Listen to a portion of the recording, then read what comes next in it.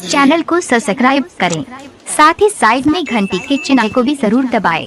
इससे होगा ये कि जब भी वीडियो अपलोड होगा आपके पास तुरंत नोटिफिकेशन पहुंचेगा। सोना के पतरिया तयाइल बाहो निमिये पझुलुआ टंगाइल बाहो। सोना के पतरिया तयाइल बाहो निमिये पझुलुआ टंगाइल बाहो। अब आई के हाजिरी लगावो हो।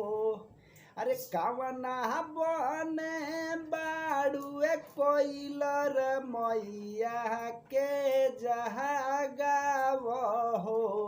निंदिया से मातल भवानी के हाली से उठाव हो।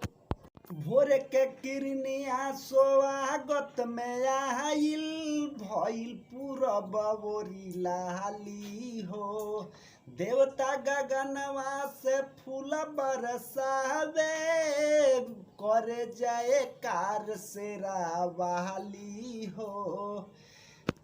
भोर के किरनिया स्वागत में आइल भइल पूरब ओरी लाली हो। देवता गगनवा से फूल बरसावे करे जाए कार से रावाली हो। मीठी मीठी बोलिया सुनावो हो। अरे कावना बने बाड़ुए कोइलर मैया के जहागाव हो। निंदिया से महातल भवानी के हाली से उठाव हो। निंदिया से महातल भवानी के हाली से उठाव हो। सेवक लोग करे सेवा खाई मालिन बिटुया अड़हुल फूल ले आई। कोहरू के घरवा से कलसा निकलाइल तेही पर चौमुखी दिया बराइल। सेवक लोग करे सेवा खाई मालिन बिटुया अड़हुल फूल ले आई।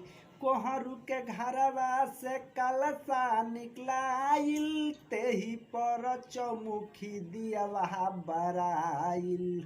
बिने बिहारी गीत गाव हो।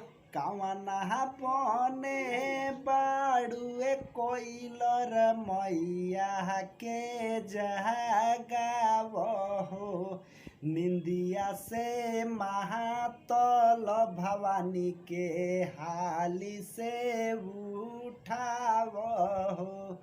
कावना बने बाड़ुए कोइलर मैया के जहागाव हो।